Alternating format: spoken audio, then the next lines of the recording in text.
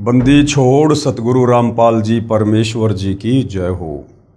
परम पिता परमात्मा सारी सृष्टि के रचनहार कुल मालिक असंख्य ब्रह्मांडों के स्वामी जगत गुरु तीनों लोकों में प्रवेश करके सबका धारण पोषण करने वाले राजाधीराज आत्माधार नाथों के नाथ देवों के देव महादेव सर्वेश्वर महेश्वर मृत्युंजय अजरो अमर आदि अनादि सनातनी प्रभु जगत पिता जगदीश्वर श्री श्री 1008 की उपाधि के वास्तविक अधिकारी अकाल मूर्त सौद स्वरूपी राम वासुदेव सर्वगतम ब्रह्म परम पूज्य प्रथम पूज्य परम संत परम पुरुष परम धनी परम दयालु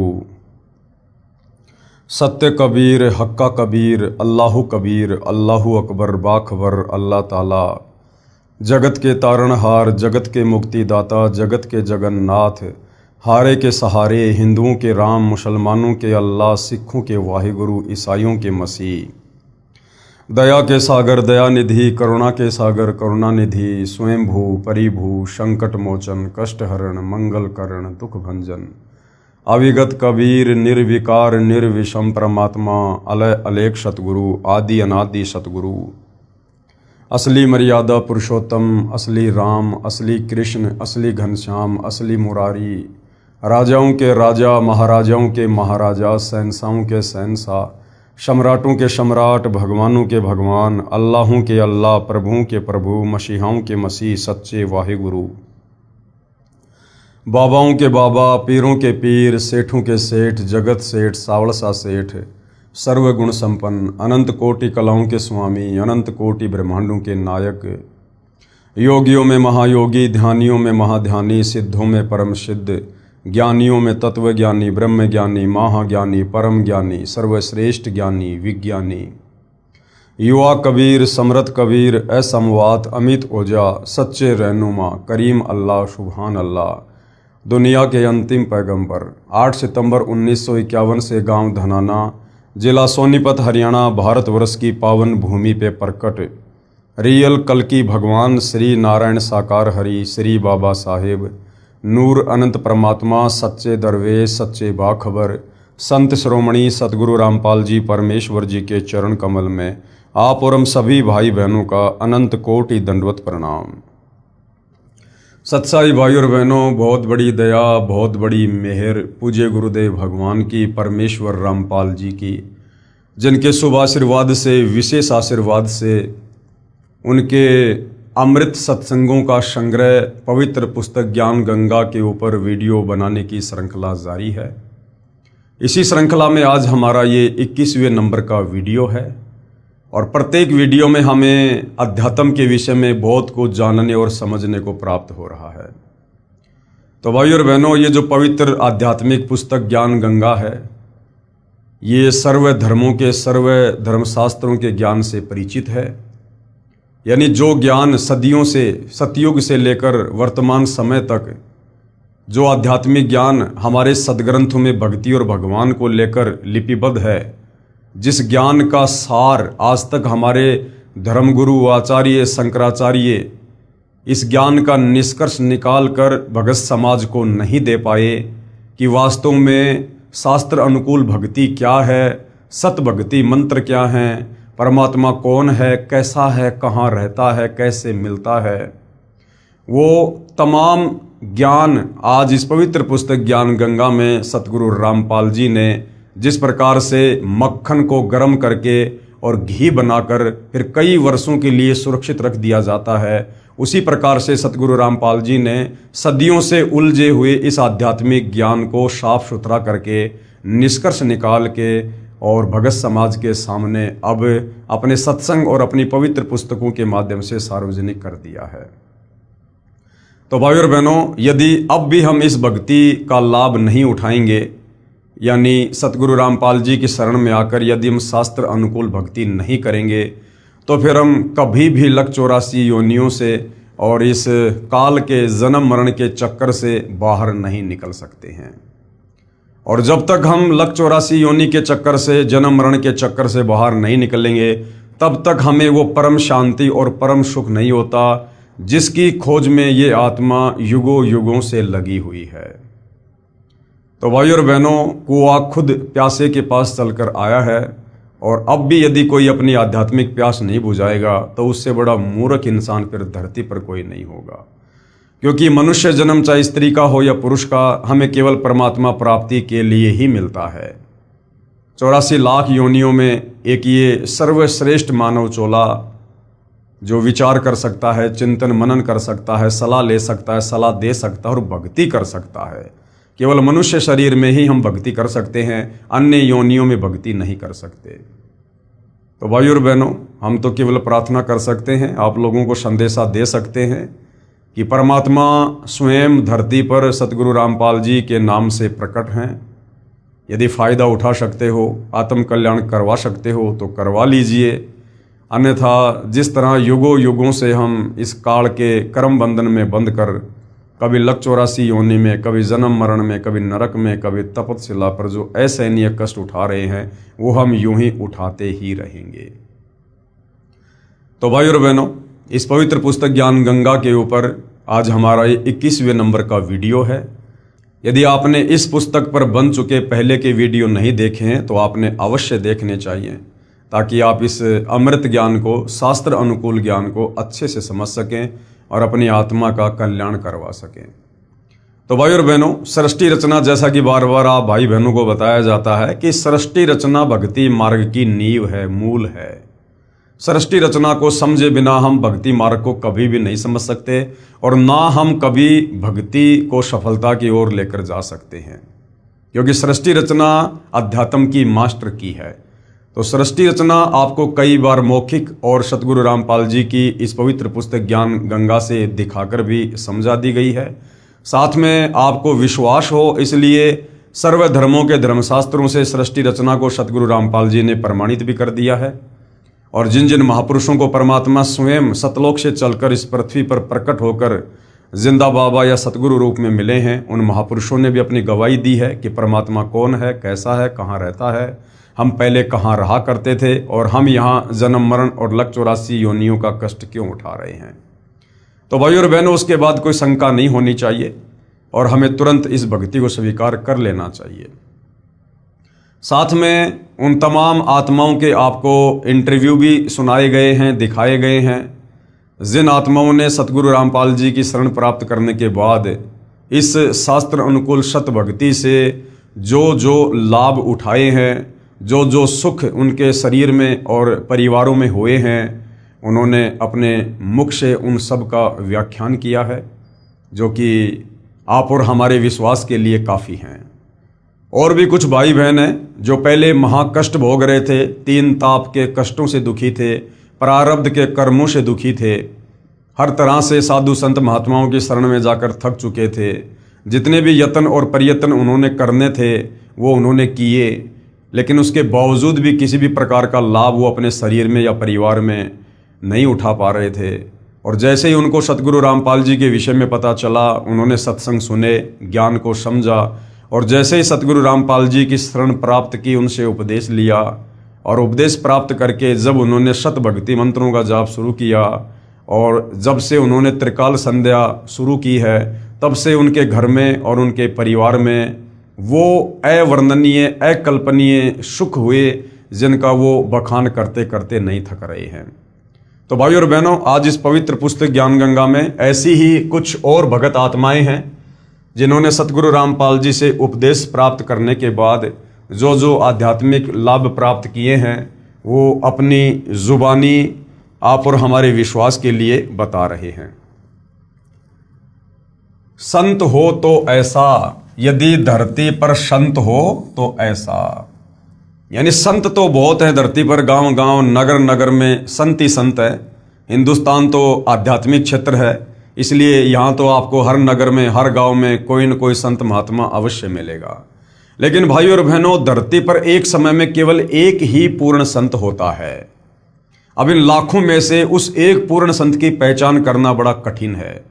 हालांकि वैसे गुरुदेव भगवान ने पवित्र गीता जी से और वेदों से ये साबित कर दिया है कि वास्तव में पूर्ण संत की क्या पहचान है। लेकिन पहचान उसी को होगी जो इन वेद और शास्त्रों को पढ़ेगा, या फिर सतगुरु रामपाल जी ने जो इनका निष्कर्ष निकालकर अपने सत्संगों में डाल दिया है, अपनी पुस्तकों में लिख दिया है।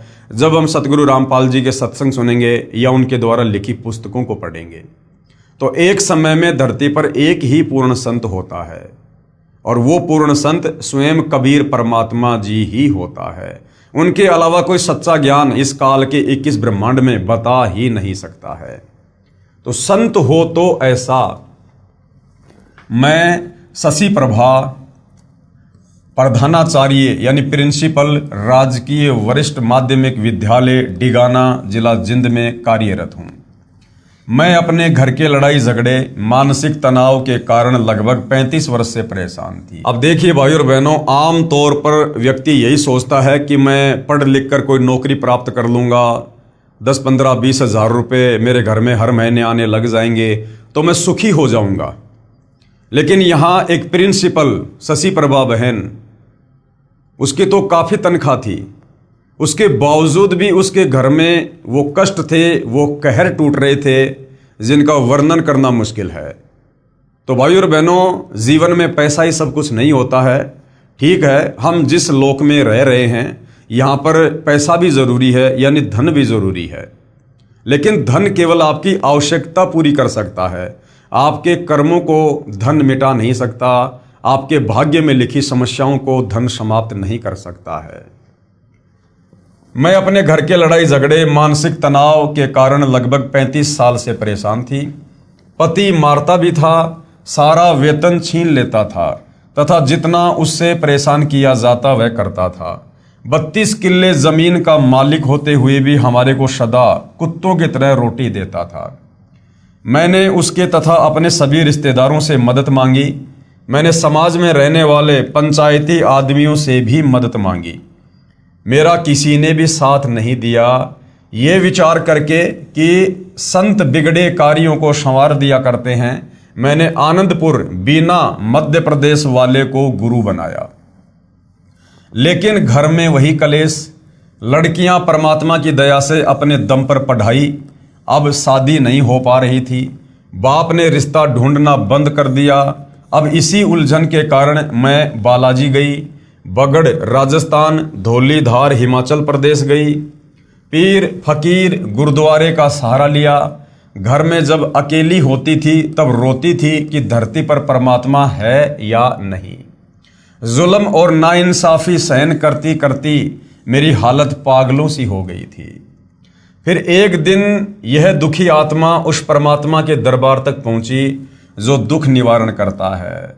मेरे पड़ोस में पाठ हुआ, यानी सतगुरु रामपाल जी दीन दयाल परमात्मा अपनी आत्माओं के लिए चारों युगों में सतलोक से चलकर इस धरती पर आते हैं, भटकते रहते हैं। परमेश्वर को पता था कि अब उस आत्मा को शरण में लेने का समय आ गया है, इसलिए पूज्य गुरुदेव सतगुरु रामपाल जी ने उस बहन शशि प्रभा के पड़ोस में अपने किसी भगत के घर पर सत्संग रख दिया। मेरे पड़ोस में पाठ हुआ। मेरी पड़ोसन मुझे प्रसाद देने के लिए मेरे घर बुलाने आई। जाने के बाद बातचीत हुई। पाठ के बारे में बताया कि यह पाठ परमात्मा की सच्ची वाणी है जिससे दुख कटते हैं, परंतु यह पाठ केवल सतगुरु रामपाल जी की आज्ञा अनुसार करवाने से ही लाभ होता है। अन्य किसी से पाठ करवाने से कोई लाभ नहीं होता। जैसे राजा परीक्षित को कथा सुनाने के समय किसी भी ऋषि ने पाठ यानी कथा करने की हिम्मत नहीं की, क्योंकि वे अनअधिकारी थे तथा 7वें दिन परिणाम मिलना था। इसलिए स्वर्ग से ऋषि सुखदेव आए। उन्होंने राजा परीक्षित को नाम देकर शिष्य बनाकर 7 दिन तक कथा पाठ की, तब राजा परीक्षित को कुछ राहत मिली। कहने का मतलब भाई और बहनों, धर्मशास्त्रों का जो पाठ होता है, जो कथा होती है, जो आजकल आप जी दे रहे हैं, बहुत सारे साधु संत महात्मा कथावाचक जहां मन में आता है वहीं पर पांडाल लगाकर कथा करनी शुरू कर देते हैं, केवल धन प्राप्ति के लिए। असल में ये जो पवित्र धर्म ग्रंथ हैं, इनका पाठ करने का अधिकारी भी पूर्ण संत ही होता है, और पूर्ण संत केवल परमात्मा ही होते हैं। बाकी लोग अनधिकारी हैं, उनके द्वारा इन शास्त्रों की कथा किसी भी प्रकार का कोई भी आध्यात्मिक लाभ ज्ञान यज्ञ के अलावा आप जीवों को नहीं दे सकती है। तो सतगुरु रामपाल जी ही वर्तमान में इस पूरी पृथ्वी पर वो चाहे श्रीमद् देवी भागवत हो, चाहे सुधा सागर हो, चाहे गीता जी हो, चाहे चारों वेद हो, चाहे किसी भी प्रकार की कथा हो, उस कथा को कहने के वास्तव में एकमात्र अधिकारी परम संत वर्तमान में धरती पर सतगुरु रामपाल जी ही हैं। उनके मुख कमल से सुनी हुई कथा और उनके द्वारा करवाए गए धार्मिक अनुष्ठान से ही हमें सर्व आध्यात्मिक लाभ हो सकते हैं, अन्यथा नहीं होंगे। वर्तमान में कोई भी वास्तविक ज्ञान व सत्य साधना से परिचित नहीं है, इसलिए कोई भी पाठ कर देता है जिससे साधक को कोई लाभ नहीं होता है। वह बहन जिससे मेरी चर्चा हुई सतगुरु रामपाल जी महाराज के विचार सुना करती थी। अशिक्षित होते हुए शास्त्रों का गूढ़ रहस्य सतगुरु रामपाल जी से सुनाया। मैं प्रधानाचार्य यानी प्रिंसिपल होते हुए भी हैरान थी कि ऐसा लगा परमात्मा मेरा हाथ पकड़ने जा रहे हैं। बहन ने बताया, हमारे गुरुजी दुखों का निवारण करते हैं।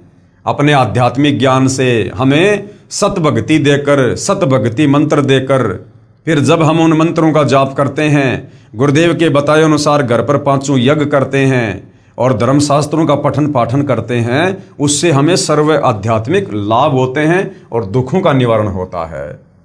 मैंने अपने को व्यक्त किया कि आप मुझे अपने गुरुजी के दर्शन करवा सकते हो।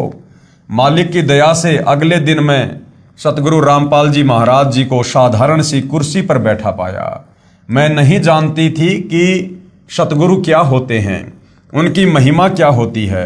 जो जितना ऊंचा होता है वह उतना ही साधारण दिखता है। हमारा स्थान तो धरती से भी नीचे है। हम परमात्मा की महिमा को क्या समझें।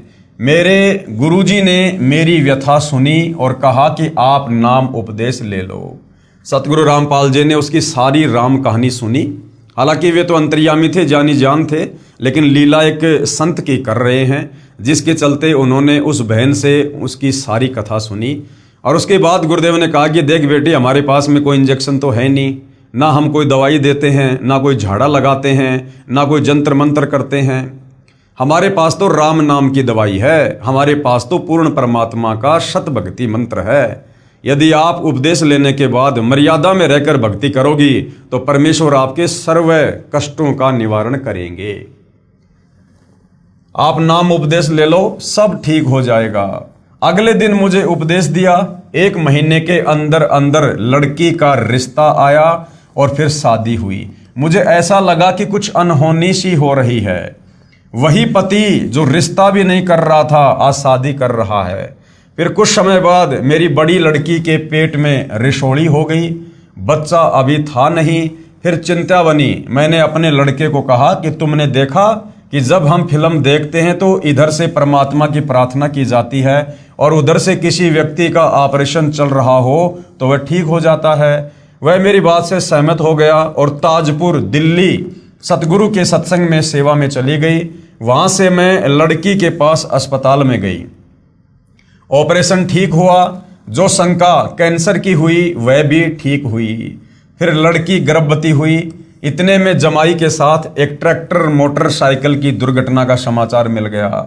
मुझे तो मेरे पूज्य गुरुदेव जी के अतिरिक्त कुछ नहीं सूझता। मालिक की जितनी महिमा गाऊं थोड़ी है। इस जिव्या से जितना मैं अपने गुरुजी की महिमा लोगों को सुनाऊं थोड़ी है। 1.5 महीने के अंदर ठीक होकर जमाई घर आ गया। दुनिया क्या समझे कि मेरी प्रार्थना परमात्मा सुनता है। हृदय से की गई परमात्मा परमेश्वर अवश्य सुनते हैं। जिस दिन से मैंने ये उपदेश लिया, यानी सतगुरु रामपाल जी से नाम उपदेश लिया, मैंने उन नकली संतों की फोटो अपने आंगन में डालकर शवा कर दी। सतगुरु रामपाल जी की भक्ति का नियम है कि सतगुरु रामपाल जी से उपदेश प्राप्त होने के बाद, यानी सतगुरु रामपाल जी को अपना सतगुरु धारण करने के बाद, पहले आप चाहे कितने सतगुरु धारण कर चुके थे, आपके घर में साधु संत महात्माओं की, देवी देवताओं की कितनी भी फोटो क्यों ना है, लेकिन सतगुरु से उपदेश लेने के बाद आप जब अपने घर पर दरबार साहिब लगाओगे तो केवल आपके सतगुरुदेव भगवान की ही फोटो होनी चाहिए। अन्य पहले वाले गुरुजनों की, साधु संतों की फोटोएं दरबार में या घर में नहीं होनी चाहिए। यदि आप घर में अकेले उपदेशी हैं और आपके बाकी घर वाले अन्य संतों को मानते हैं, तो वो अपने दरबार में अलग से अपने कमरे में अपने गुरुजियों की फोटो रख सकते हैं, अपने देवी देवताओं की फोटो रख सकते हैं, हमें कोई ऑब्जेक्शन नहीं। लेकिन सतगुरु रामपाल जी का भगत अपने घर में जिस कोने में दरबार लगाकर भक्ति करता है, कम से कम उस कमरे में या उस दरबार में अपने गुरुदेव के अलावा अन्य किसी साधु संत महात्मा या देवता की फोटो नहीं होनी चाहिए। उस दिन से मेरी यह जीवन की गाड़ी पटरी पर चढ़ी। 23 सितंबर 2003 को मैंने अपनी जागती आंखों से 4-5 बजे को एक भयानक आकृति देखी। इतनी भयानक आकृति का व्यक्ति था कि यदि नाम न ले रखा होता तो मेरा दिल फट जाता। यानी काल बली वहां पर आया, क्योंकि उस बहन का वो जीवन का अंतिम समय था, उसके बाद उसकी आयु शेष नहीं थी। लेकिन वो सतगुरु से पहले ही उपदेश प्राप्त कर चुकी थी और ऋग्वेद में कहा गया है कि वो परमात्मा भक्ति करने वाले भगत की आयु बढ़ा देता है, श्वासों को बढ़ा देता है, अपने भगत को 100 वर्ष जीने के लिए आयु प्रदान करता है। तो बहन शशि प्रभा का वो अंतिम दिन था। यदि वो सतगुरु रामपाल जी की शरण में ना होती तो उस दिन उसे काल उठाकर ले जाने वाला था। परंतु मुझे उस समय तो भय नहीं लगा, लेकिन यह एहसास हो गया कि यह यमदूत है। अगले दिन मैंने अपने गुरुजी को बताया, जिन्होंने ये स्पष्ट किया कि मेरे उक्त दिन को श्वास पूरे हो गए थे। गुरुदेव ने कहा कि बेटी, उस दिन तेरी श्वासें पूरी हो चुकी थी, उसके बाद तेरा जीवन शेष नहीं था। अब मैं अपने परमात्मा स्वरूप गुरुजी की दया से ही जी रही हूँ। उन्हीं की कृपा से छोटी लड़की की शादी एक इंजीनियर लड़के से पिछले वर्ष हुई। 2-3 बार मेरी नौकरी जाने की भी आशंका हुई, लेकिन फिर मेरे परमात्मा ने मुझे संभाला, मुझे 2 पदोन्नति दी, यानी नौकरी में उनका प्रमोशन हुआ। सतगुरु रामपाल जी महाराज कहते हैं कि राजा भी प्रभु का ही बच्चा होता है, उसमें भी प्रभु की शक्ति काम करती है। परमेश्वर ही अपने साधक के लिए राजा में प्रेरणा करके सर्व फेरबदल करा देता है।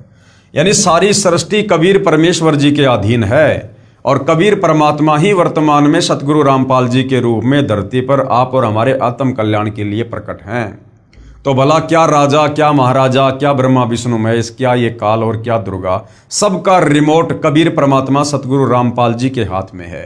तो अपने भगत के लिए परमात्मा राजा की भी बुद्धि फेर सकता है, परमात्मा राजा के विचारों को भी चेंज कर सकता है, और सर्व कार्य अपने भगत के लिए परमात्मा राजा से करवा दे, ब्रह्मा विष्णु महेश से करवा दे, जिससे चाहे उससे करवा दे। करता हुआ राजा दिखाई देता है, परंतु करवाता परमात्मा ही है। कोई मेरे सतगुरु रामपाल जी महाराज जी का आसरा लेकर देखो, यानी उनकी शरण में आकर देखो, लेने वालों के इसी तरह से कांटे निकलेंगे जैसे मेरे निकले, यानी सर्व कष्टों का निवारण होगा। परमात्मा सचमुच बेसहारों का सहारा है, आत्मा की पुकार सुनते हैं। मेरे साथ इन चंद वर्षों में जो हुआ उसे केवल परमात्मा ही कर सकता है। मेरे गुरुदेव जी की महिमा वर्णन करने के लिए मेरे पास शब्द नहीं है। 7 समुद्र की मसी करूं, लेखनी करूं बनराय, सब धरती का कागज करूं, पर सतगुरु के गुण लिखे न जाएं। ये स्वयं ही कबीर साहिब के अवतार हैं, यानी स्वयं ही कबीर परमात्मा धरती पर अवतार लेकर अवतरित हुए हैं। जो परमात्मा का दीदार चाहता है वह करोथा आना ना भूले। दुनिया कहती है कि भगवान को किसने देखा, भगवान कभी दिखाई नहीं देता, वो निराकार है। बहन शशि प्रभा कह रही है अपने भक्ति अनुभव के आधार से कि यदि किसी को परमात्मा के वास्तव में दर्शन करने हैं तो अपनी आंखें खोलो, सतगुरु रामपाल जी के सत्संग सुनो, उपदेश लो। परमात्मा आपके समक्ष हैं, बस केवल उन्हें पहचानने की आवश्यकता है। मुझ छोटे से जीव को आपने कैसे उभारा, यानी बहन शशि प्रभा अपने गुरुदेव भगवान की महिमा कर रही है कि मुझ छोटे से जीव को आपने कैसे उभारा। आपकी मैं कृतज्ञ हूँ, यानी हे गुरुदेव मैं आपकी एहसानमंद हूँ, और किन शब्दों में आपकी महिमा गाऊं, इन्हीं शब्दों को पाठक अपने हृदय में उतार लो और लाभ उठाओ। तो भाइयों और बहनों, ये जितनी भी पुण्यात्माएं हैं ये अपने दिल की गहराई से और जो अनुभव इन्होंने इस भक्ति को अपनाने के बाद अनुभव किए हैं और जो आध्यात्मिक, शारीरिक और पारिवारिक लाभ इन आत्माओं को मिले हैं, उस आधार से ये अपने गुरुदेव भगवान की महिमा कर रही हैं, जो कि सत्य है। और यदि फिर भी किसी को शंका है तो भाई एक बार सतगुरु रामपाल जी के YouTube पर सत्संग सुनना अवश्य शुरू कीजिए, या उनके द्वारा लिखी गई पवित्र पुस्तकों को पढ़िए, और एक बार उनकी शरण में आकर शत भक्ति रूपी कनेक्शन लेकर भक्ति शुरू कीजिए। जो लाभ अपनी तुच्छ जिव्या से बखान करते करते जिन आत्माओं के मुंह का थूक सूख गया है, आपकी भी ऐसी ही हालत होगी। बहुत तुच्छ प्राणी भगतमती शशि। उसके बाद भाई और बहनों, एक और भगत आत्मा है, भगत दीपक दास। वो भी अपने परिवार की आत्मकथा से समाज को परिचित करवाना चाहता है कि वास्तव में पूर्ण संत सतगुरु रामपाल जी की शरण में आने के बाद हमें किस प्रकार से आध्यात्मिक लाभ प्राप्त हुए, ताकि अन्य भगत भाई बहनों को भी भक्ति करने की प्रेरणा मिले। भगत दीपक दास के परिवार की आत्मकथा। बंदी छोड़, यानी जो काल के बंधनों से छुड़वा दे, गधा कुत्ता सूअर बनने से छुड़वा दे, जन्म और मरण के चक्कर से छुड़वा दे, तपस्या के कष्ट से छुड़वा दे, नरक जाने से छुड़वा दे, उसको कहते हैं बंदी छोड़। यानी इस काल बलि ने, जो ब्रह्मा विष्णु महेश का पिता है, दुर्गा का पति है, इस काल ने हम आत्माओं के ऊपर जो कर्मों के बंधन डाल रखे हैं, जो हम युगों युगों से उन बेड़ियों में जकड़ कर यहाँ पर अपने प्रारब्ध में कष्ट भोग रहे हैं, उन तमाम कर्म बंधनों से जो हमें छुड़वा दे, उसको कहते हैं बंदी छोड़। बंदी छोड़ सतगुरु रामपाल जी महाराज जी की जय। मुझदास का नाम भगत दीपक दास पुत्र श्री बलजीत सिंह, गांव महलाना, जिला सोनीपत है। अब देखिए भाई और बहनों, जब हम शुरुआत में सतगुरु रामपाल जी से जुड़ते हैं तो ये परमेश्वर है, ये परमात्मा है, कुछ सुख परमेश्वर अपनी तरफ से अपने कोटे से देते हैं ताकि इस बच्चे का विश्वास बने और ये भक्ति पर लगा रहे। उसके बाद जैसे जैसे हम भक्ति करेंगे फिर परमेश्वर हमें भक्ति से लाभ देंगे। तो शुरुआत में हम इस ज्ञान को इतना नहीं समझ पाते हैं, इसलिए कुछ त्रुटियां हमारे अंदर रह जाती हैं। जैसे यहाँ पर भगत दीपक दास जी ने अपना इंट्रोडक्शन देते समय कहा कि मुझदास का नाम भगत दीपक दास है। अब कोई भी भगत अपने नाम से पहले भगत शब्द का प्रयोग नहीं कर सकता, सीधा सीधा दीपक दास कह सकता है। भगत का नाम उसके नाम से पहले कोई दूसरा व्यक्ति ले सकता है। जैसे मैं पवन दास, और मैंने यदि आपके विषय में किसी को कुछ समझाना है या कुछ लिखना है तो आपके विषय में लिखते समय आपके नाम से पहले मैं पवन दास, आपके नाम से पहले भगत शब्द लिख सकता हूं। यदि मैं पवन दास अपने विषय में लिखूंगा और यदि मैं कहूं कि भगत पवन दास, तो ये उचित नहीं लगता। मैं ये कह सकता हूं पवन दास, सतगुरु रामपाल जी का भगत पवन दास, लेकिन अपने नाम से पहले स्वयं भगत शब्द यूज करना ये थोड़ा सा ज्ञान के विपरीत है। फिर भी चलो कोई बात नहीं। मुझ दास का नाम भगत दीपक दास पुत्र श्री बलजीत सिंह, गांव महलाना, जिला सोनीपत है। हम 3 पीढ़ियों से राधा स्वामी पंथ डेरा बाबा जयमल सिंह से नाम उपदेशी थे। सबसे पहले मेरे दादी जी की माता जी यानी मेरे पिताजी की नानी जी ने राधा स्वामी पंथ से नाम उपदेश ले रखा था।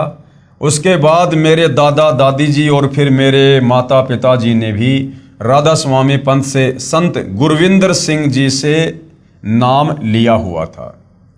हम भी गुरविंदर जी महाराज को पूर्ण पुरुष मानते थे तथा इस पंथ में पूर्ण श्रद्धा ये सोचकर रखते थे कि यह संसार में प्रभु प्राप्ति का श्रेष्ठ पंथ है।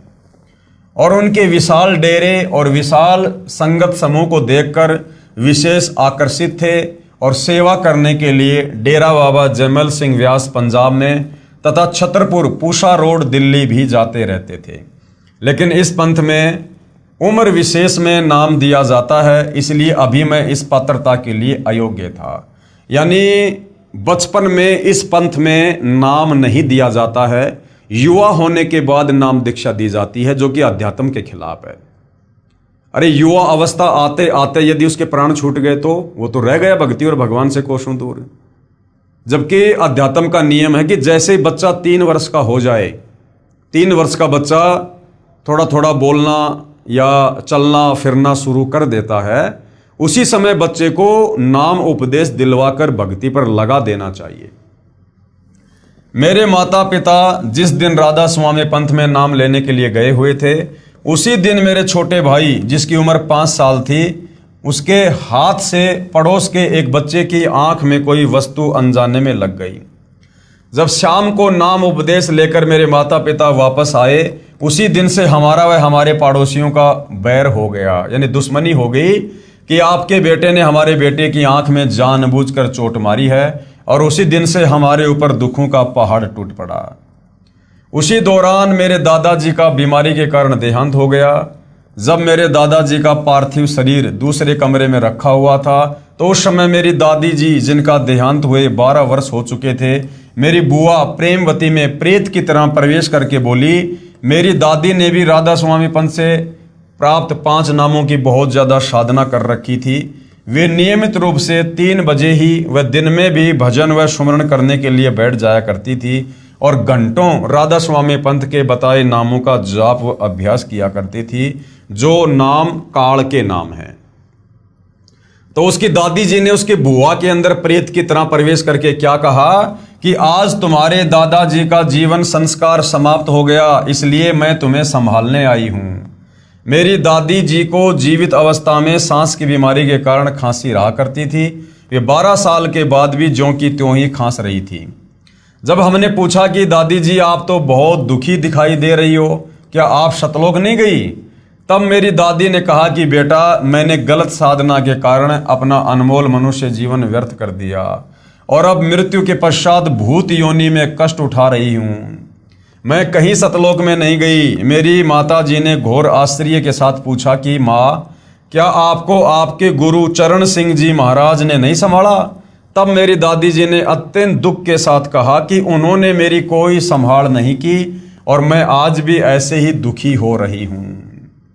उस घटना के 2 साल बाद एक दिन मेरी दूसरी बुआ कमला देवी के अंदर मेरे दादाजी प्रेतवत प्रवेश करके बोले और कहा कि मैं तो बहुत दुखी हूँ तथा मेरी कोई गति नहीं हुई, मैं नहाना चाहता हूँ। ये सुनकर मेरी माता जी ने दुख व आश्चर्य से कहा कि आप तो सतलोक में गए थे, क्या वहाँ पर नहाने के लिए पानी भी नहीं है?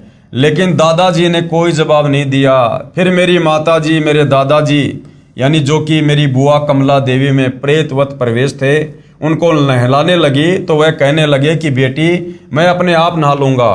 तो मेरी माताजी ने दादाजी को, हालांकि वह मेरी बुआ जी में प्रवेश थे इसलिए बुआ को कपड़े ही पहना दिए।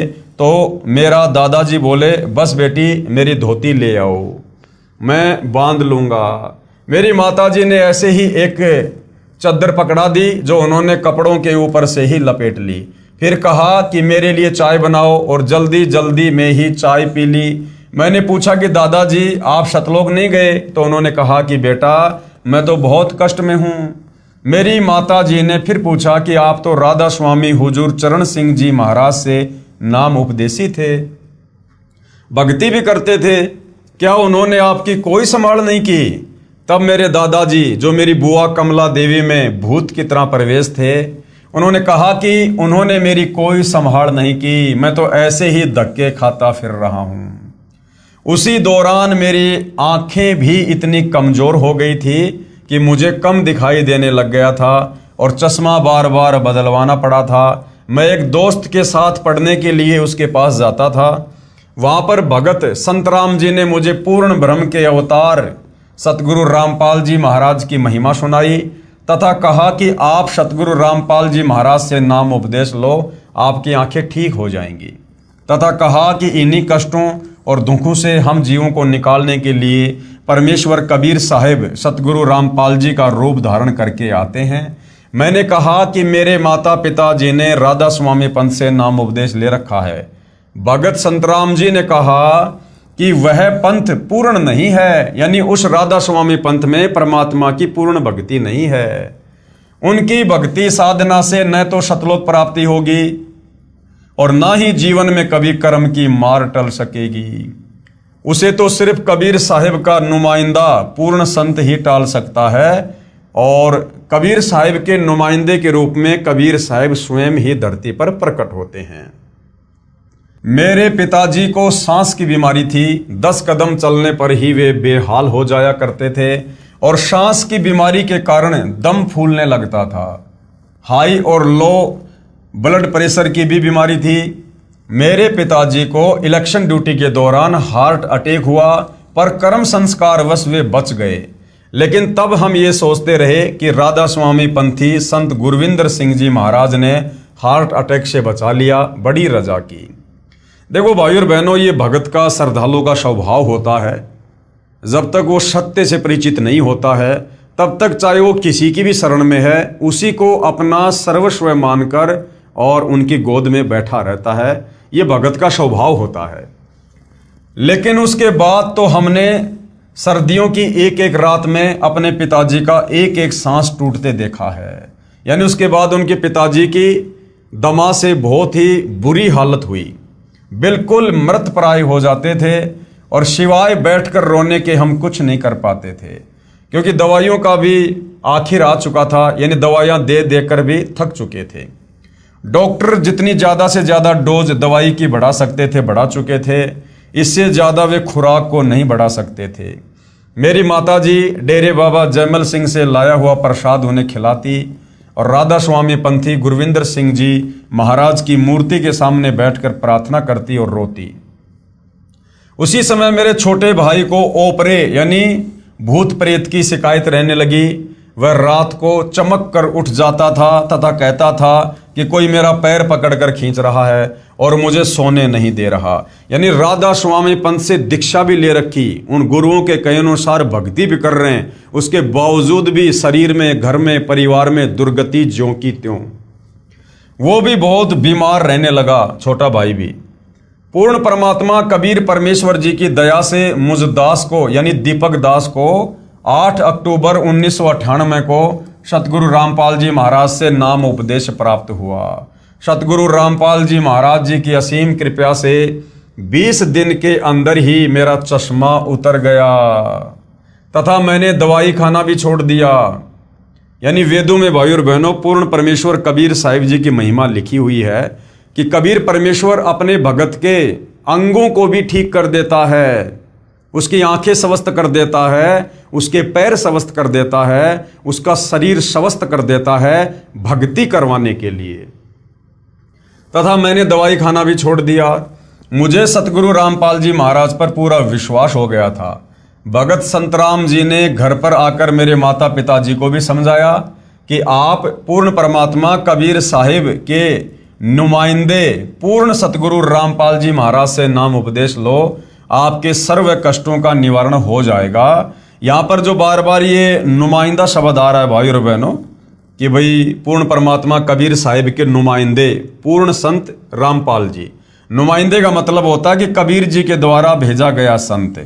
तो भाई और बहनों, जब आप इस आध्यात्मिक ज्ञान में आगे बढ़ेंगे तो आप जी को पता चलेगा कि सतगुरु रामपाल जी स्वयं ही सतलोक से चलकर आए हैं। ये स्वयं ही कबीर परमात्मा हैं और परमात्मा कभी भी सतलोक से इस काल के लोक में जीवों से भक्ति करवाने के लिए अपना नुमाइंदा संत नहीं भेजता है। उसके बाद मैंने भी अपने माता पिता को समझाया तो वे बोले, हम पहले तो राधा स्वामी में थे, अब सतगुरु रामपाल जी महाराज से नाम उपदेश लेंगे, दुनिया क्या कहेगी। तब मैंने कहा कि पिताजी, यदि एक डॉक्टर से इलाज नहीं हो रहा तो क्या दूसरा डॉक्टर नहीं बदलेंगे? अरे समाज में तुम्हारी दुर्गति हो रही है, पूरा परिवार बेहाल है और वो समाज तुम्हारा कुछ नहीं कर रहा, तुम्हें उन बीमारियों से, भूत प्रेत की बाधाओं से बाहर नहीं निकाल पा रहा और फिर भी उस समाज की चिंता सता रही है। इसको कहते हैं लोक लाज। और कबीर परमात्मा कहते हैं कि लोक लाज ना कीजिए, निर्भय हो रहिए, जय मन चावे राम को यानी भक्ति को तो दशा तन धरिए। परंतु दुखी बहुत थे। कुछ समय बाद कबीर परमेश्वर जी की शरण में आ गए और राधा स्वामी पंथ के उन 5 नामों का त्याग करके पूर्ण सतगुरु रामपाल जी महाराज से नाम उपदेश ले लिया। सतगुरु कबीर साहिब जी कहते हैं, शरण पड़े को गुरु संभाले, जान के बालक भोला रे, और कह कबीर तुम चरण चित्र राखो, ज्यों सुई में डोरा रे। क्योंकि नादानी में परमात्मा प्राप्ति की चाहत में कष्टों के निवारण के लिए आप आत्मा को जहाँ कहोगे वो वहीं जाकर साधु संतों की शरण ले लेती है। क्योंकि आत्मा भोली होती है, आत्मा अपने कष्ट निवारण चाहती है, आत्मा मोक्ष चाहती है, लेकिन आत्मा को यह ज्ञान उस समय तक नहीं हो सकता जब तक पूर्ण परमात्मा कबीर साहिब स्वयं धरती पर तत्वदर्शी संत के रूप में प्रकट होकर इन धर्मशास्त्रों से हमें परिचित नहीं करवाता है। और जब तक हमें पूर्ण संत की पहचान का पता नहीं चलता है और भगवान की वास्तविक भक्ति का पता नहीं चलता है इन शास्त्रों को देखकर, तब तक भाई और बहनों श्रद्धावश हम ऐसे ही भटकते रहते हैं। तो कहते हैं शरण पड़े को गुरु संभाले जान के बालक भोला रे। सारे परिवार के नाम लेने के साथ ही हमारे अच्छे दिन शुरू हो गए। मेरे भाई का ओपरा यानी वो प्रेत बाधा ठीक हो गया, पिताजी का स्वास्थ्य बिल्कुल ठीक हो गया। पहले वे 10 कदम भी नहीं चल सकते थे, अब एक आदमी के साथ लगकर चीनी की बोरी को उठा लेते हैं।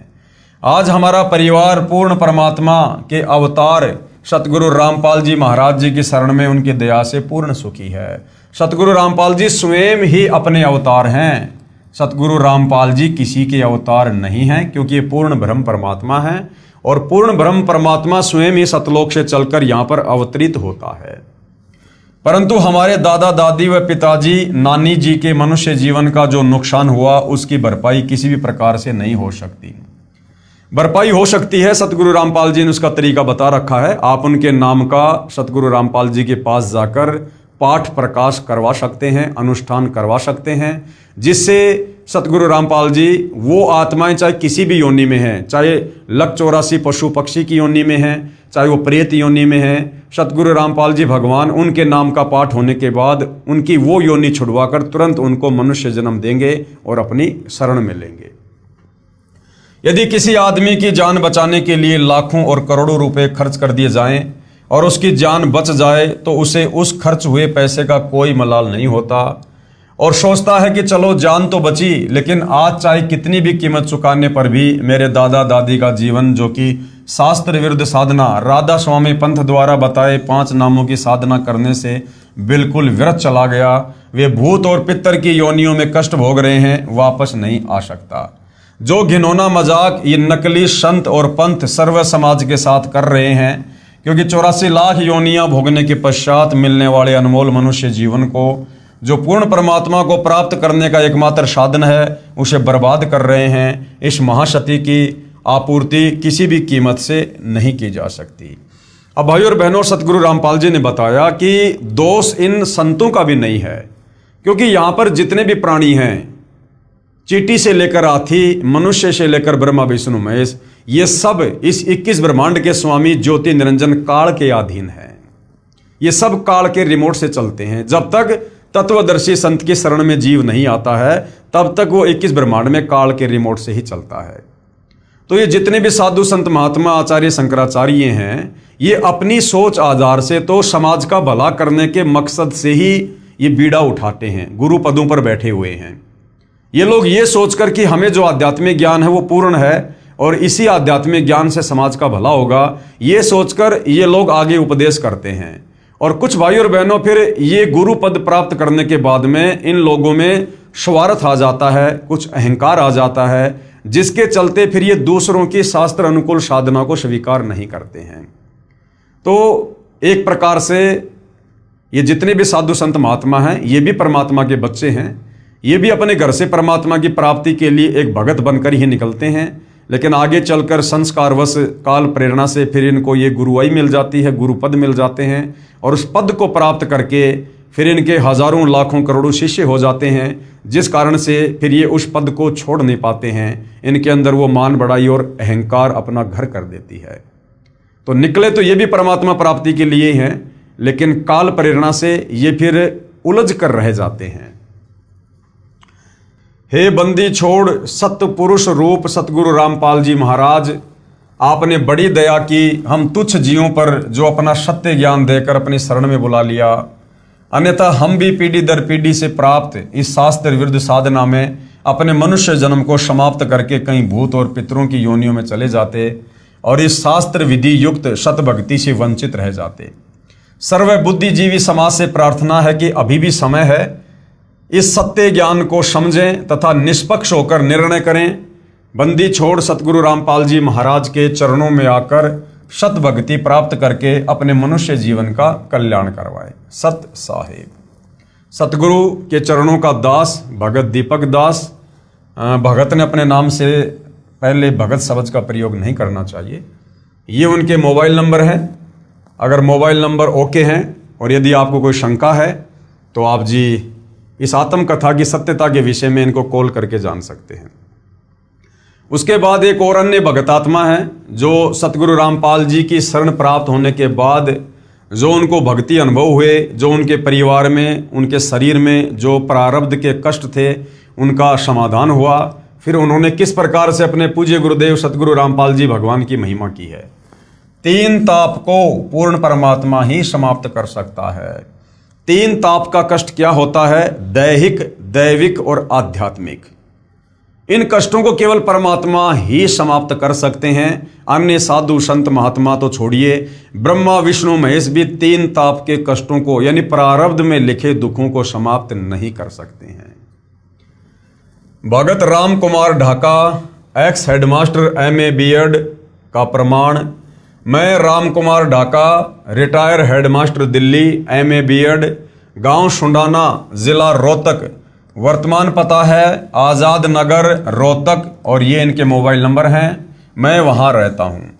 सन 1996 से मेरी पत्नी और दोनों लड़कों को एक बहुत भयंकर बीमारी थी। इस बीमारी से इतने तंग हो गए कि दोनों लड़के कहने लगे कि नौकरी नहीं हो सकती, क्योंकि इस बीमारी से गला रुकता था और सांस आना बंद हो जाता था। तभी डॉक्टर लेकर आते और नशे का टीका देते, परंतु रात को ड्यूटी पर होते तब कहाँ ले जाएं। बहुत ही परेशानी हो जाती थी। अफसर भी मुझे बुला लेते थे, मैं उनको बताता तब कहते कि इलाज करवाओ। जब घर पर होते तो डॉक्टर को रात को 2-2 बार भी आना पड़ता था, क्योंकि कभी किसी घर के सदस्य को तो कभी किसी को। अगर किसी को शक हो तो डबल फाटक पर डॉक्टर सचदेवा की दुकान है, सचदेवा साहब से पूछ लो कि मास्टर जी के घर पर क्या हाल हो रहा था। जिसने भी जहां पर बताया मैं वहीं पर गया।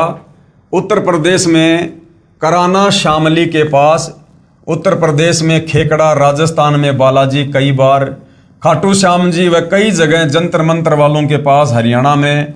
तो मैंने कोई जगह नहीं छोड़ी, परंतु कोई फर्क नहीं लगा, क्योंकि भाई 3 ताप का कष्ट था और 3 ताप के कष्ट को यहाँ पर ब्रह्मा विष्णु महेश भी नहीं काट सकते। इन छोटे मोटे जंतर मंत्र करने वालों की तो फिर बिसात ही क्या।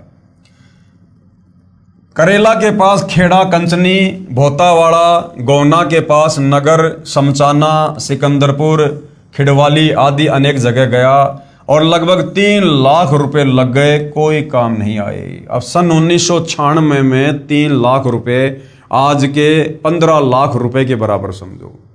यानी इतना पैसा भगत राम कुमार ढाका जी ने अपने परिवार की बीमारी पर बर्बाद किया और लाभ कुछ नहीं।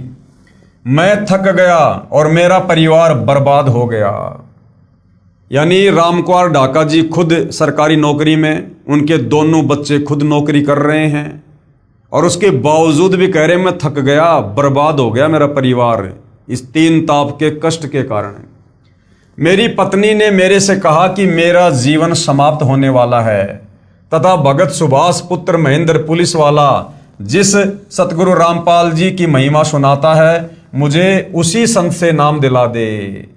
पहले मैं किसी बात पर विश्वास नहीं करता था तथा गुरु बनाना तो बहुत ही बुरा काम समझता था।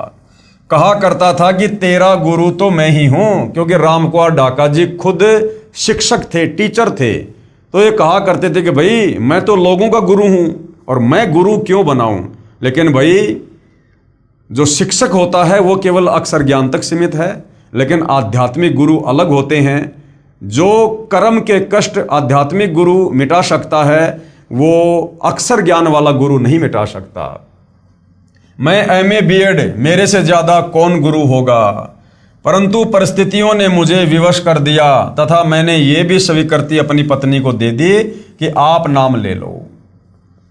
यानी मास्टर राम कुमार ढाका जी ने अपनी पत्नी से कहा कि आप दीक्षा ले लो, मैं फिलहाल दीक्षा नहीं लूंगा, मैं तो खुद ही गुरु हूं, मैं लोगों को ज्ञान देता हूं। आपका जीवन शेष नहीं है, क्योंकि उस समय मेरी पत्नी का वजन 50 किलोग्राम रह गया था। पहले 80 किलोग्राम वजन था। उठने बैठने से भी रह गई थी, चलना फिरना तो बहुत दूर की बात थी। मैंने कहा मर तो ली, नाम और लेकर देख ले, अपने मन की यह और करके देख ले। अब मैं तेरे को नहीं रोकूंगा, नाम ले ले, ठीक है। क्योंकि सतगुरु रामपाल जी से नाम लेने के लिए कहने दूसरे तीसरे महीने सुभाष हमारा भतीजा आता था और कहता था ताई नाम ले लो नहीं तो मरोगे। मैं कहता था कि कोई डॉक्टर छोड़ा नहीं, हम बालाजी आदि सभी तांत्रिकों के पास सिर मार लिया, तो आपका संत क्या ले रहा है। यानी भाई तुम्हारे गुरुजी के पास में क्या है, हम तो हर जगह भटक लिए, बड़े बड़े मंदिरों में हर जगह जा लिए। क्योंकि उस समय तक मास्टर रामकुमार ढाका जी को संत की परिभाषा का पता नहीं था, इनको संत के गुणों का पता नहीं था, इसलिए अनजाने में ये इस प्रकार की बातें किया करते थे। परंतु तंग आकर कहीं बात नहीं बनी, तब नाम लेने भेज दी। क्योंकि मैं भी अपने परिवार के आश्रम में जाने के सख्त विरुद्ध था। 16 जनवरी 2003 में नाम लिया और गहरी नज़र गीता में नामक पुस्तक साथ लेकर आई। 1 महीने में जैसे दीपक में तेल डाल दिया, इस प्रकार रोशनी हो गई। हर महीने 3 किलो वजन बढ़ने लगा। मास्टर रामकुमार ढाका जी की धर्मपत्नी जब नाम दीक्षा लेकर आई तो वो तुरंत ऐसे स्वस्थ होने लगी जैसे किसी ने बुझते हुए दीपक में तेल डाल दिया हो और लो फिर से जल उठी हो। और साथ में वो सतलोक आश्रम करोथा से गहरी नज़र गीता, जो सतगुरु रामपाल जी ने पवित्र गीता जी का निष्कर्ष निकालकर एक पवित्र पुस्तक लिखी है, वो पुस्तक भी साथ घर पर लेकर आई। मेरी पत्नी के नाम लेने से ही मेरे बड़े लड़के को भी बगैर नाम लिए ही अच्छी नींद आने लगी। क्योंकि घर में परमात्मा का प्रवेश हो गया, और जिस घर में परमात्मा का प्रवेश हो जाता है फिर वहां से दुष्ट आत्माएं, प्रेत आत्माएं पलायन करना शुरू कर देती हैं। जैसे मान लीजिए घर के किसी सदस्य ने ऑल आउट खरीद कर घर में लगा दिया। अब ऑल आउट तो खरीद कर वो लाया, लेकिन मच्छरों से मुक्ति अन्य को भी मिल जाती है। तभी उसने अपनी पत्नी को नाम दिलवाया, यानी मास्टर रामकुमार ढाका जी के लड़के ने भी अपनी पत्नी को नाम दिलवाया। फिर मैंने गहरी नज़र गीता में पुस्तक पढ़ी, तब मैं भी गहराई में गया तो पाया कि ऐसा ज्ञान कभी नहीं पढ़ा और ना कभी सुना था।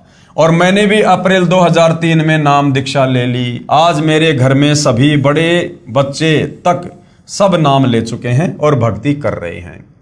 जब वह बीमारी होती थी तब सारा घर कांप उठता था। लड़ाई झगड़ा, नौकरी में विवाद, डॉक्टर का आना जाना या मेडिकल में इमरजेंसी में लेकर पहुंचते थे। आज हमारा घर स्वर्ग के समान है और सतलोक जाने की इच्छा है। 1 महीना पहले शौपन में परमेश्वर कबीर साहिब जी गुड़गांव सेक्टर 57 में प्लाट बुक कर गए।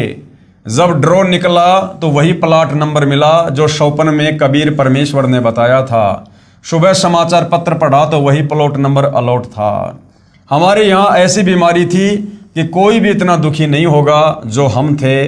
अब सतगुरु रामपाल जी महाराज से उपदेश प्राप्त करने के पश्चात बहुत थोड़े दिनों में हम बहुत सुखी हैं।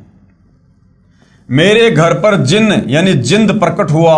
उसने कहा मैं आपके आश्रम में जाता हूँ, सब कुछ देख कर आता हूँ, परंतु मैं शीशों में नहीं जाता जहाँ संत जी बैठकर सत्संग करते हैं, क्योंकि मैंने सब बातों का पता है। अगर वहाँ जाऊँगा तो मेरी पिटाई बनेगी, इसलिए मैं वापस बाहर आ जाता हूँ।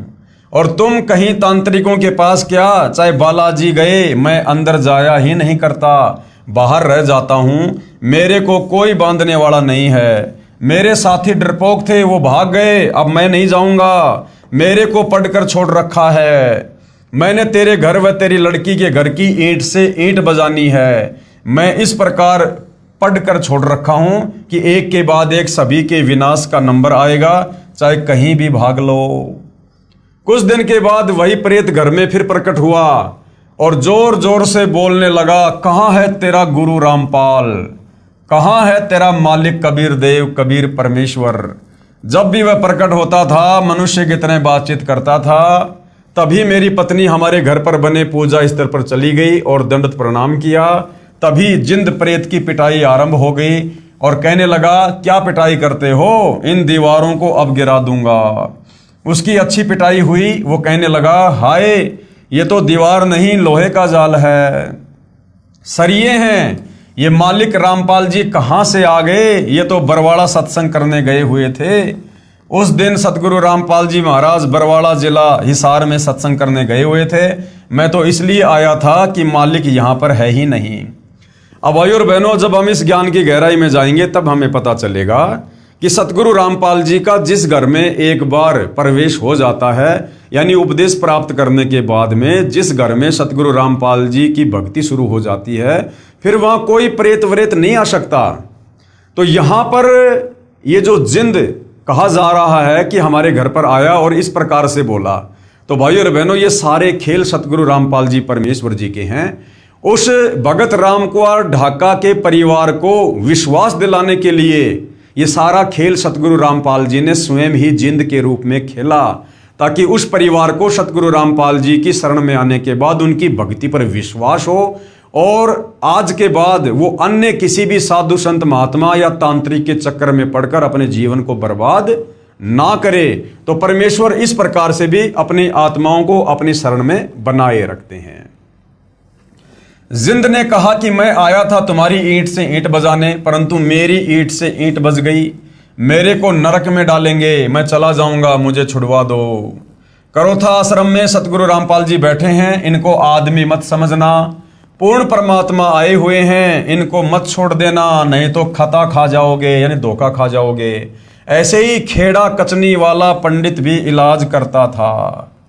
तो सतगुरु रामपाल जी ने स्वयं के ऊपर विश्वास करवाने के लिए इस प्रकार की लीला जिंद के रूप में इस परिवार के साथ की। जब मैं खेड़ा कचनी में गया तो उस पंडित ने बताया कि आपका परिवार एक के बाद एक करके खत्म हो जाएगा। मैंने नहीं मानी, परंतु शाहपुर में ही भाई की लड़कियों की शादी कर रखी है तथा वह पंडित भी शाहपुर का ही है। फिर पंडित जी ने हमारे चौधरी को बताया कि रोहतक वाले चौधरी राम कुंवर के यहाँ बहुत खतरनाक बीमारी है और सारा परिवार नष्ट हो जाएगा, उनको बुला कर लाओ। तब हमारे चौधरी साहब ने बटेऊ को मेरे पास भेजा। हमारे बटेऊ जिले सिंह ने बताया और वह साथ लेकर गया। बुलाना तो आसान था, परंतु फिर इलाज बहुत मुश्किल हो गया, उसके काबू में नहीं आया। मंगल व शनिवार को रात के समय 5-5 चौकियां आती थी, उन्हें उतारता और साथ में तालाब में डाल देता। ये कार्यक्रम 4 साल तक चलता रहा, परंतु बाद में हाथ खड़े कर दिए। मैं बोतावाड़ा जिंद एक स्याणे के पास पहुंचा। उसने कहा कि तेरी बीमारी मैं काट दूंगा, आपकी बीमारी का मुझे पता है। वह हमें कई बार बालाजी भी ले गया, यानी सतगुरु रामपाल जी की शरण में आने से पहले की बातें हैं ये। न उस स्याणे के काबू में आया और ना ही उसके मंदिर में, क्योंकि मंगल व शनिवार को चौकियों के आने से उसको इतना तंग कर दिया कि वह भी हाथ खड़े कर गया। क्योंकि चौकियां जब आती थी तो मेरे पास भी संदेश आ जाता था कि रात 9 से 2 बजे तक आग जलाकर पानी का लोटा लेकर और लाठी लेकर जागते रहना है। ये कार्यक्रम सन 1996 से 2002 तक चलता रहा। बोतावाले के पास जब चौकी आई तो उसमें एक पर्ची मिली थी। बोतावाले शाने को कहा था कि 20 से हट जा, तेरे को 50,000 रुपये दे देंगे, नहीं तो तेरी भी खैर नहीं। उसने डर के कारण मुझे इनकार कर दिया। मैं दिन में दिल्ली नौकरी करने जाता और रात को पहरा देता, कभी रात को डॉक्टर को बुला कर लाता। मेरी बहुत ही दुर्दशा थी। कौन कह रहे हैं? मास्टर राम कुंवर ढाका जी। मैं ऊपर के काम से तथा सारा परिवार बीमारी से बहुत तंग था। किसी को कहते तो मजाक करते थे, किसी ने भी साथ नहीं दिया। बहुत पैसे, लगभग 3 लाख खर्च हो गए। मेरी पत्नी चांदकौर को थायराइड हो गई थी। जनवरी 2003 में डॉक्टर ओपी गुप्ता ने थायराइड के लिए तिमारपुर दिल्ली अस्पताल में दाखिल करवाने के लिए मार्क कर दिया, परंतु वहां न जाकर मैं मेडिकल में डॉक्टर चुग इसका स्पेशलिस्ट था, उससे इलाज करवाया। उसने कहा सारी उम्र दवा खानी पड़ेगी, परंतु अब 2003 में सतगुरु रामपाल जी से नाम लेने के बाद दवाई बिल्कुल समाप्त हो गई। मैंने डॉक्टर चुग को भी चेक करवाया तो हैरान हो गए ये कैसे हुआ और उनको सारी बातें समझाई। अब मेरे लड़के व मेरी पत्नी की सभी बीमारियां बंदी छोड़ ने ठीक कर दी। किस बंदी छोड़ ने? सतगुरु रामपाल जी ने। बड़े लड़के का नाम सुरेंद्र कुमार तथा छोटे लड़के का नाम मनोज कुमार है। दोनों हरियाणा पुलिस में नौकरी करते हैं। जब वे दोनों ही उस जिंद भूत से ग्रस्त थे, वह घाल ने भी उन पर कई बार अटैक किया, लेकिन नाम उपदेश ले रखा था, इसलिए उनको परमात्मा कबीर साहिब ने बचा लिया। तत्वदर्शी जगत गुरु सतगुरु रामपाल जी महाराज हमारे लिए ही अवतरित हुए हैं, यानी सतलोक से चलकर स्वयं ही आए हैं। क्योंकि जिस परिवार में दो लड़के नौकरी पर दोनों में ही जिंद हो तो उस घर में क्या होगा। जिस औरत के दोनों लड़कों के साथ ऐसा खिलवाड़ हो और खुद में भी जिंद हो तो क्या जिंदगी है। जो लोग करोथा आश्रम के बारे में ज्ञान अर्जित नहीं करते वे लोग अंधेरे में हैं, क्योंकि पढ़ने के लिए दिमाग दिया है, पढ़िए और सोचिए कि वास्तविकता क्या है। यानी दुनिया के बहकाने में मत आइए। जिन्होंने करोथा आश्रम को लेकर और सतगुरु रामपाल जी को लेकर जो समाज में तरह तरह की भ्रांति अपने स्वार्थवश फैला रखी थी, आप उन लोगों की बातों पर विश्वास ना करके या तो सतलोक आश्रम करोथा में जाकर, हालांकि ये बहुत समय पहले का इंटरव्यू है, वर्तमान में सतगुरु रामपाल जी मई 2026 में सतलोक आश्रम धनाना में है। हालांकि करोथा आश्रम का भी कार्य जोर शोर से चल रहा है। आने वाले समय में हो सकता है सतगुरु रामपाल जी सतलोक आश्रम करोथा में बैठकर भी सत्संग करेंगे। तो कहने का मतलब है किसी के कहने से संतों के विषय में अनाप शनाप बातें करना या उनकी निंदा करना महापाप का भागी होता है। आप या तो संत जी से डायरेक्ट जाकर मिलिए या संत जी के प्रवचन सुनिए, उनके द्वारा लिखी पुस्तकें पढ़िए, जिससे आप सत्यता से परिचित हो सके। हमारा परिवार बर्बाद हो गया था। मेरे बच्चे और मेरी पत्नी जब ठीक हो गई तभी मैंने अपने आप को सतगुरु रामपाल जी के चरणों में समर्पण कर दिया। मेरा कुछ नहीं है, ये तन मन धन सब गुरु जी के चरणों में समर्पित करता हूँ। मेरी लड़की ने व दामाद ने भी नाम ले लिया। आज मेरी बेटी का घर भी स्वर्ग हो गया है। मेरा दामाद शराब पीता था, उसने शराब भी त्याग दी। मेरी लड़की की प्रमोशन, प्लाट, मकान आदि चंद दिनों में ही प्राप्त हो गए तथा सबकी मौज हो रही है। सन 2003 में बंदी छोड़ सतगुरु रामपाल जी महाराज ने हमारे पाप कर्मों रूपी सूखे घास के ढेर को शतनाम रूपी अग्नि से जलाकर नष्ट कर दिया। जब ही पाप हृदय धर्यो भयो पाप को नाश, और जैसे चिनगारी अग्नि की पड़े पुराने घास। यानी शतनाम वो 2 नाम का मंत्र है जो हमारे प्रारब्ध के पाप कर्मों को सुमरण करने से जलाकर यानी वो नष्ट कर देता है, मिटा देता है। न कोई गंडा, न कोई डोरी, न कोई राख, न कोई ताबीज आदि कुछ नहीं, बस केवल बंदी छोड़ के मंत्र यानी नाम उपदेश मात्र से सर्व रोग नष्ट हो गए। मंत्र तो मोक्ष प्राप्ति के लिए सभी बंधनों से छुटकारा पाकर सतलोक ले जाने का है।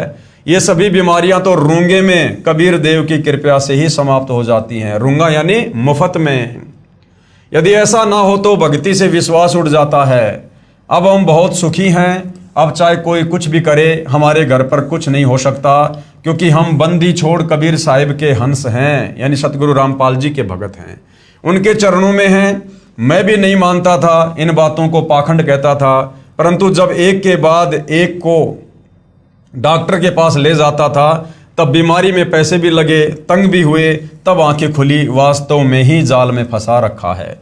इसलिए अपने इस भ्रम को भुला देना कि भूत प्रेत कुछ नहीं है। मैं कहता हूं कि बकवास नहीं, ये बातें वास्तव में हैं, क्योंकि मरोड़ में मैंने अपने घर को बर्बाद कर दिया होता। इसलिए मैं सभी पाठकों से प्रार्थना करता हूं कि आप भी अपने समस्त दुखों से छुटकारा पाने व शत भक्ति करने के लिए सतलोक आश्रम करोथा में परम पूज्य सतगुरु रामपाल जी महाराज से मुफ्त में उपदेश प्राप्त करके अपने मनुष्य जीवन को सफल बनाएं। प्रार्थी हेडमास्टर रामकुमार MBEd, ये इनके मोबाइल नंबर हैं, आप जी संपर्क करके बात कर सकते हैं। उपरोक्त कुछ भगतात्माओं की आत्मकथाएं आपने पढ़ी। ऐसे ऐसे भगत हजारों लाखों हैं जो अपनी आत्मकथा पुस्तकों में लिखवाना चाहते हैं, लेकिन यहाँ पर स्थान के अभाव के कारण हम कुछ एक भगतों की आत्मकथा दे पाए। यदि सभी भगतों की आत्मकथा हम लिखने बैठ जाएं तो शायद सैकड़ों पुस्तकें छप जाएंगी। इसलिए समझदार व्यक्ति को इशारा यानी संकेत ही काफी होता है। भक्ति में भेद, भक्ति में बहुत भेद होता है, यानी भक्ति में बहुत अंतर होता है। अब भक्ति तो रामकुमार ढाका का परिवार मेहंदीपुर बालाजी जाकर भी कर रहा था, यानी वहां के संतों के कहने पर जो साधना होती है उसको भक्ति कहते हैं। भक्ति भगतात्माएं दूसरे संतों और पंथों में जाकर उन गुरुओं के कहने के अनुसार भी कर रही थी, परंतु उस भक्ति से किसी प्रकार का कोई भी आध्यात्मिक, शारीरिक या पारिवारिक लाभ उनको प्राप्त नहीं हो रहा था, क्योंकि वो भक्ति शास्त्रों के विरुद्ध थी, गीता और चारों वेदों के विरुद्ध साधना थी। तो भक्ति में लाभ होता है और जैसे ही सत भक्ति सतगुरु रामपाल जी से मिली, जो कि शास्त्र अनुकूल साधना है, उसके बाद उनकी काया पलट हो गई। भक्ति भक्ति में बहुत भेद होता है। आप चाहे किसी देव देवी की भक्ति करें, उसका फल अवश्य मिलेगा जो कि नाशवान होगा, लेकिन मुक्ति नहीं हो पाएगी और पाप कर्म भी समाप्त नहीं होंगे, जिन्हें भोगने के लिए बार बार जन्म लेते रहना पड़ेगा। मुक्ति यानी मोक्ष तो केवल पूर्ण संत की शरण में जाकर, अर्थात उनसे नाम उपदेश लेकर पूर्ण परमात्मा की भक्ति करने से ही हो पाएगी, अन्यथा नहीं। ये संसार समझदा नाही, कहंदा शाम दोपहरे नू, और गरीब दास ये वक्त जात है, रोगे इस पहरे नू। जिस प्रकार को शराबी व्यक्ति जेठ के महीने में गर्मी में शराब के नशे में धुत और धूप में रोड के किनारे पड़ा हुआ है, और कोई समझदार व्यक्ति उसको कहे कि भाई इतनी भयंकर गर्मी में तेरा शरीर पसीना पसीना हो रहा, मुंह में झाग आ रहे, भाई चल मैं तुझे छाया में लेटा देता हूँ, या मुझे अपने घर का पता बता, मैं तुझे तेरे घर पहुंचा देता हूँ। और वो नशेड़ी व्यक्ति कहेगी रहने दे, मौज हो रही है, कोई दिक्कत नहीं है, तू तेरा काम कर। तो कहते हैं ये संसार समझदा नाही, कहंदा शाम दोपहरे नू। उस भरी दोपहर को, जेठ की गर्मी को भी कह रहा है शाम हो रही है, यानी ठंडक हो रही है, कोई दिक्कत नहीं है। अर्थात हम इतने कष्टों में हैं, परिवार पर, शरीर पर दुनिया भर के कष्ट हैं, इतने हम तनावग्रस्त हैं, चिंतित हैं। और यदि हमें कोई सच्चे सतगुरु की राह बताता है, उनकी शरण में जाने की सलाह देता है, तो हम कहते हैं भाई तू अपना काम कर, मैं जैसा हूं वैसा ठीक हूं। तो हमें आदत हो गई है कष्टों को सहन करने की।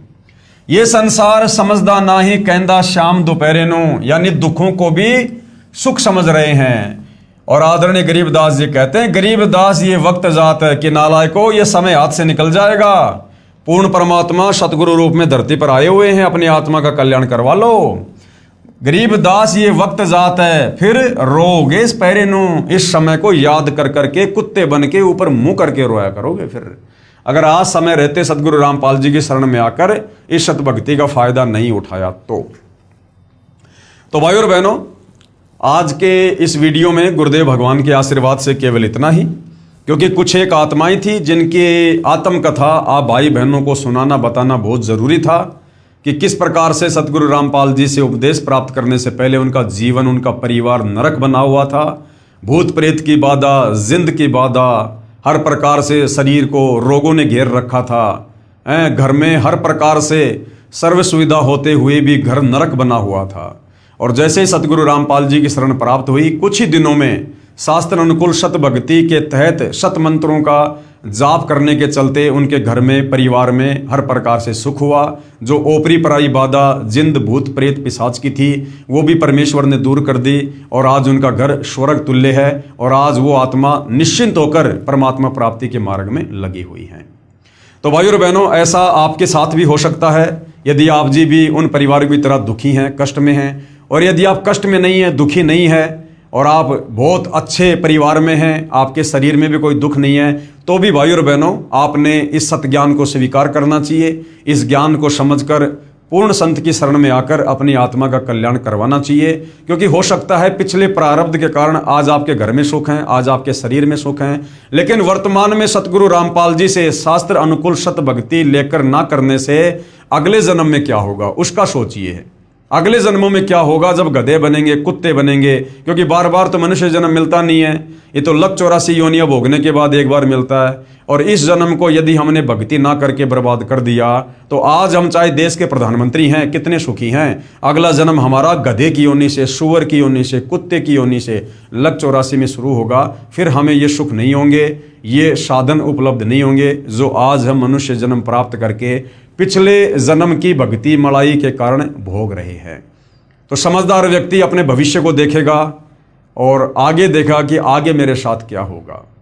तो भाई और बहनों, आगे का दिखाने के लिए ही संत आते हैं, भविष्य को बताने के लिए संत आते हैं, हमारे अंधकार में जीवन को जो है रोशनी से भरने के लिए अपना ज्ञान देकर, अपनी भक्ति देकर संत आते हैं।